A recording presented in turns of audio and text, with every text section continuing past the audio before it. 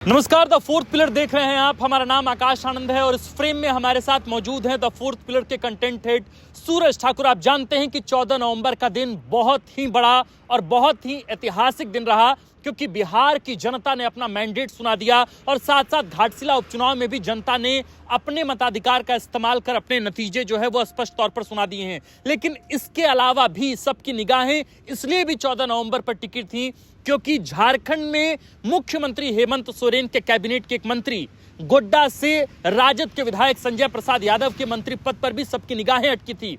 कहा गया कि झारखंड मुक्ति मोर्चा को बिहार में तेजस्वी यादव ने सीटें नहीं दी और इसके बाद जिस तरह के तल्ख तेवर झारखंड मुक्ति मोर्चा के वरीय नेता मसलन सुदीव्य कुमार सोनू और सुप्रियो भट्टाचार्य ने दिखाए थे, कहा था कि 14 तारीख के बाद, हालांकि इशारों में कहा था, तारीखें नहीं बताई थी, लेकिन अंदेशा यही था कि 14 नवंबर के बाद वे समीक्षा बैठक करेंगे और समीक्षा बैठक के बाद यह तय होगा कि आखिरकार सरकार में उनकी हिस्सेदारी या स्टेक कितना रहेगा। 14 नवंबर का दिन अब गुजर रहा है और इस वक्त हम बिल्कुल पॉलिटिकल कॉरिडोर में खड़े हैं। यहां से विधानसभा की दूरी लगभग 1 किलोमीटर की है और हम पुरानी विधानसभा के पास खड़े हैं और हमारे साथ इस वक्त सूरज ठाकुर हैं। 14 तारीख बिहार में बड़ा मैंडेट सूरज जी मिला है और घाटशिला में भी जो है वो झारखंड मुक्ति मोर्चा के प्रत्याशी ने बड़ी जीत हासिल की। लेकिन इसके तीसरे मोर्चे पर हम बात करें, तीसरे एंगल पर बात करें, तो मंत्री संजय प्रसाद यादव के मंत्री पद को लेकर भी अब संशय बढ़ गया है।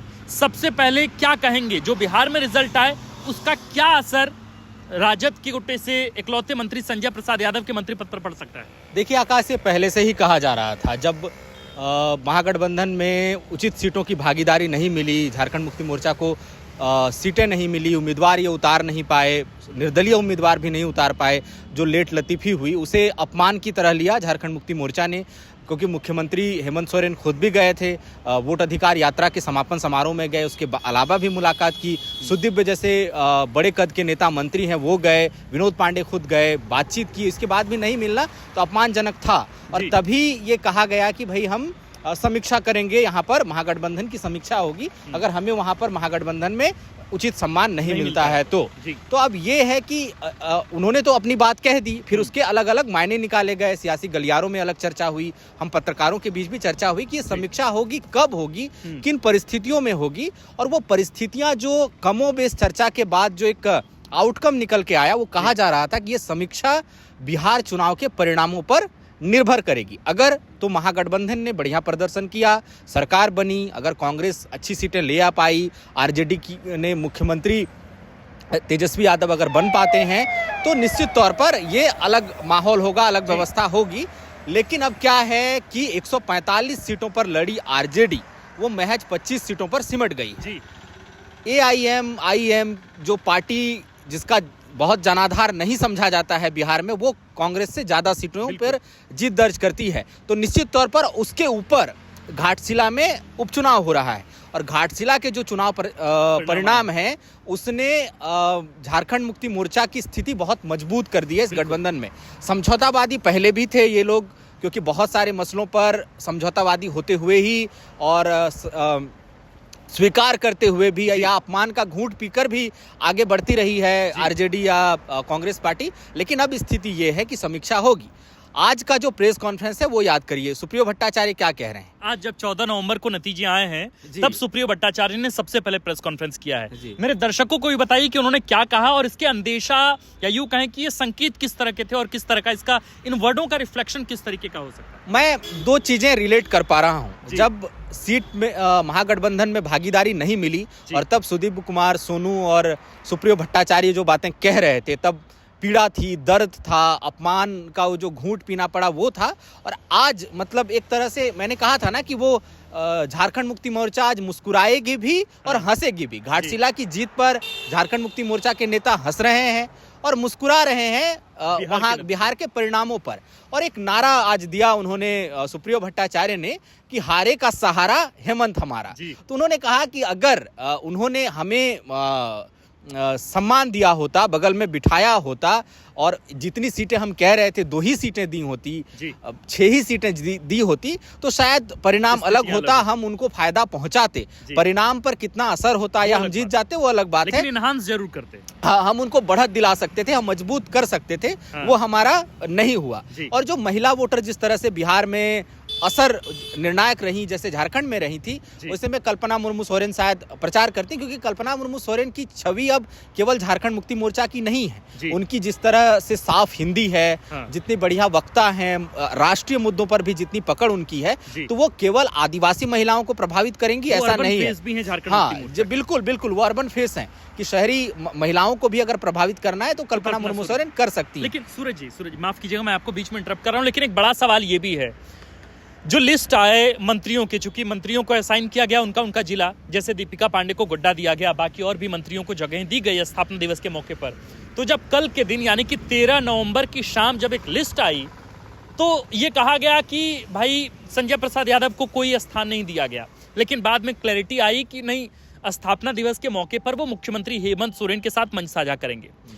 आज के दिन जब हम लोग ये वीडियो शूट कर रहे हैं तब भागलपुर जिले के कहलगांव सीट से संजय प्रसाद यादव के बेटे रजनीश यादव लगभग 40 से 50 हजार के वोटों के अंतर से चुनाव हारे हैं, और संजय प्रसाद यादव भी वहीं मौजूद थे।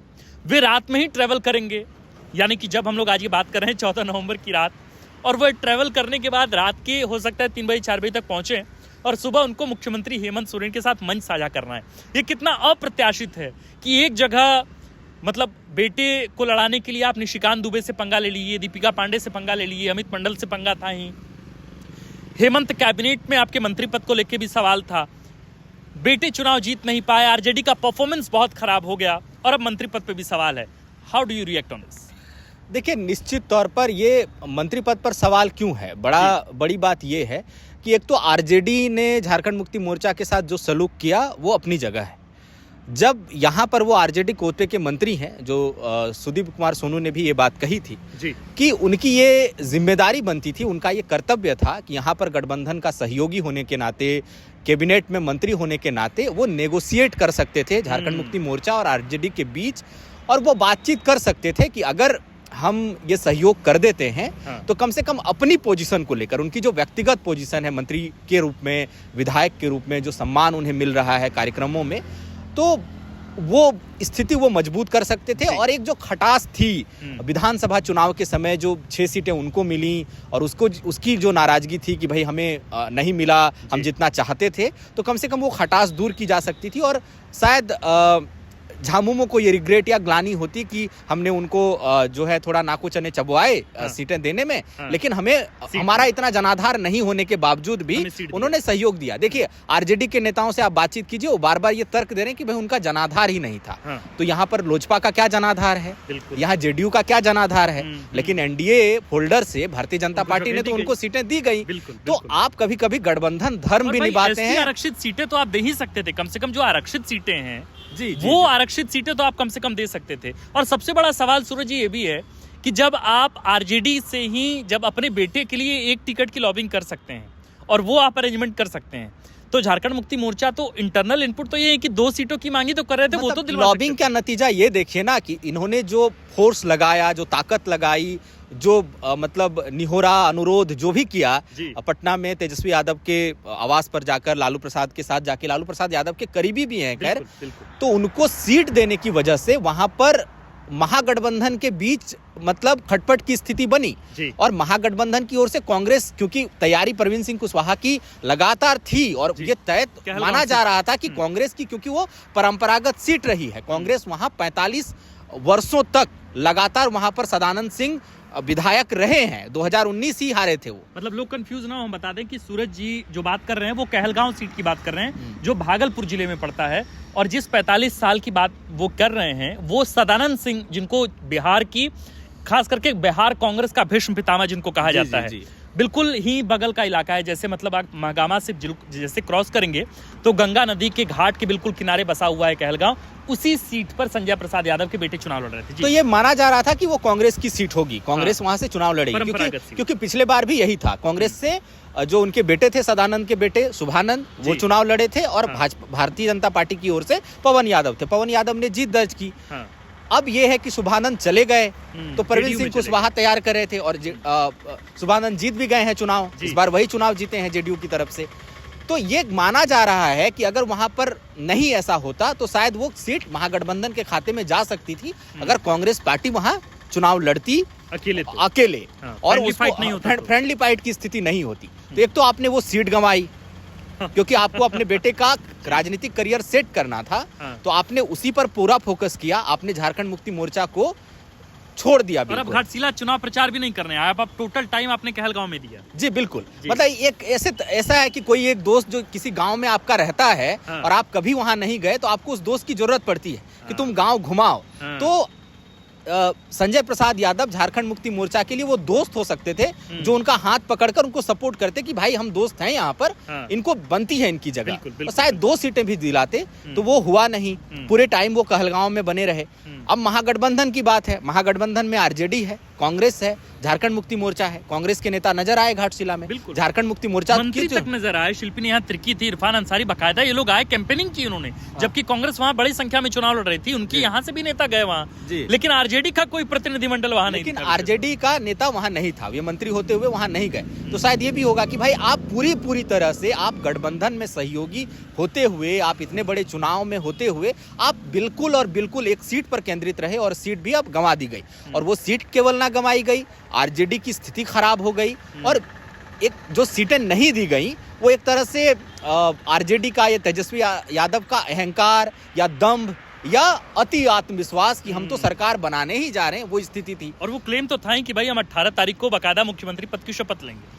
अब स्थिति यहाँ पर बिहार में 2 है आकाश, कि अगर गठबंधन की समीक्षा होती है इस ख्याल से कि संजय प्रसाद यादव मंत्री पद पर बने रहेंगे या नहीं बने रहेंगे, अगर उनको हटा भी दिया जाता है तो ये जस्टिफाइड लगेगा फैसला, मुख्यमंत्री हेमंत सोरेन का फैसला कि भाई आपने अपमान किया, आपने गठबंधन धर्म ही नहीं। अधिकार है मुख्यमंत्री हाँ। के पास कि वो किसी को रखें किसी को हटाएं। जी, तो ये एक संदेश जाएगा कि भाई आपने अपमान किया, आपने गठबंधन धर्म नहीं निभाया, तो मुख्यमंत्री या झारखंड मुक्ति मोर्चा उसको निभाने के लिए बाध्य नहीं है। और अगर उससे भी ज्यादा अगर वो कह लें कि लीड की स्थिति में रहेंगे हेमंत सोरेन, कि अगर उन्होंने मंत्री पद से नहीं हटाया, गठबंधन की समीक्षा में कामकाज की समीक्षा हो गई और 2-4 डांट पिला दी गई कि भाई श्रम विभाग में ऐसे अच्छे से काम नहीं हो रहा है और बेहतर कीजिए, आंकड़े मांग लिए, थोड़ा सा तथ्य मांग लिए और दिशा निर्देश श्रम विभाग के लिए जारी कर दिया गया और मंत्री पद पर उनको बनाए रखा गया, तो इसे मुख्यमंत्री हेमंत सोरेन के बड़प्पन के रूप में देखा जाएगा।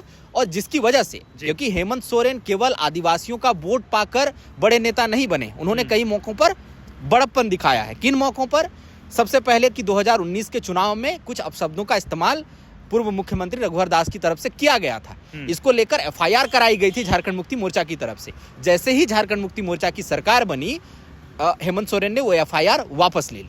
उन्होंने कहा कि अब इसका कोई मतलब नहीं बनता, हम सरकार चलाएंगे, विकास की बात करेंगे, राजनीतिक विद्वेष द्वेष का मतलब नहीं बनता। दूसरा मौका कि चंपाई सोरेन, जिनको उन्होंने मुख्यमंत्री बनाया, प्रदेश का पार्टी और सरकार दोनों की कमान सौंप दी, परिवार की भी कमान एक तरह से सौंप दी, क्योंकि वो लगातार एक तरह से लेकर उनको एक जिम्मेदारी दे दी गई थी कि भाई आप कल्पना मुर्मू सोरेन को लेकर घूमिए, उनको राजनीतिक ग्रूमिंग की जिम्मेदारी दी गई। उसके बाद वो भारतीय जनता पार्टी में चले गए। इस उपचुनाव तक पिछले 1 साल में उन्होंने व्यक्तिगत तौर पर हमला नहीं किया और आज भी आप देखिए कि झारखंड मुक्ति मोर्चा जीत गई। जीतने के बाद आज जो प्रेस कॉन्फ्रेंस हुआ है, तो तंज करने की बजाय, उनको मतलब लानत मलानत करने की बजाय सुप्रियो भट्टाचार्य ने यही कहा कि वो तब भी श्रद्धेय थे, आज भी श्रद्धेय।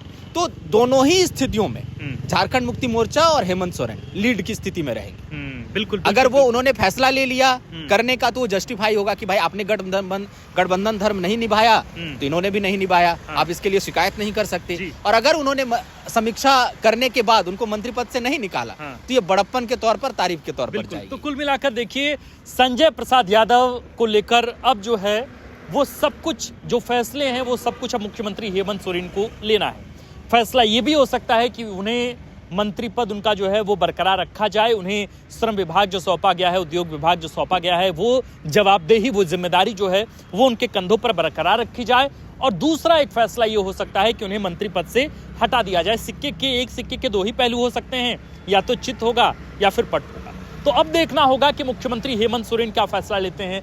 आरजेडी के लिए सबसे मुश्किल का वक्त है, संकट का वक्त है, क्योंकि एक तरफ आरजेडी ने अपनी साख खोई है बिहार में, क्योंकि जो बीजेपी के समक्ष सबसे बड़ा दल बनकर आरजेडी, राष्ट्रीय जनता दल, उभरा था, लगभग 75 सीटों के साथ सबसे बड़ा राजनीतिक दल था बिहार में, वो अब 25 सीटों के आसपास आकर खड़ा हो गया है।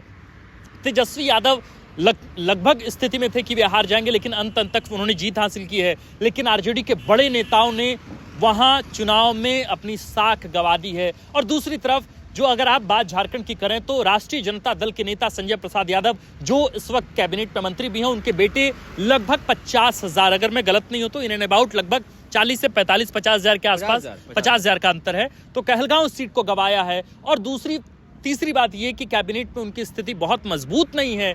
चौथी बात यह कि एक तरफ से जो वरीय नेता है झारखंड मुक्ति मोर्चा के, उन्होंने स्पष्ट कहा कि मैं समीक्षा करूंगा। और पांचवी बात यह भी कि आज जब घाटशिला में 38,000 वोटों के अंतर से जब झारखंड मुक्ति मोर्चा ने ऐतिहासिक जीत हासिल की है चंपाई सोरेन के बेटे के खिलाफ, बाबूलाल सोरेन के खिलाफ, और तब प्रेस कॉन्फ्रेंस कर कहा कि हम समीक्षा करेंगे, हम अपनी बात से पीछे नहीं हटते, तो फिर संदेह के घेरे में संजय प्रसाद यादव और उसके साथ साथ उनका मंत्री पद कि आखिर बिहार की सियासत में कैबिनेट बर्थ को लेकर क्या कुछ बड़ा खेला हो सकता है। और अगर खेल हो गया तो बाकी के जो जगहें हैं उन जगहों पर आखिर कौन नए नेता आएंगे। इन तमाम मुद्दों पर हम आगे भी बातचीत करेंगे। सुरेश ठाकुर हमारे साथ बने हुए हैं, हम तमाम मुद्दों पर विश्लेषण भी करेंगे, लेकिन हमने आपको नए इनपुट्स, नए तर्क के साथ, सही तर्कों के साथ आपको बतला दिया है। आपको वीडियो पसंद आए तो वीडियो को शेयर कीजिए। बाकी देखते रहिए द फोर्थ पिलर। हमारा नाम आकाश आनंद है, कैमरे के पीछे है मनीष, और इस फ्रेम में हमारे साथ मौजूद हैं द फोर्थ पिलर के कंटेंट हेड सुरेश ठाकुर। शुक्रिया।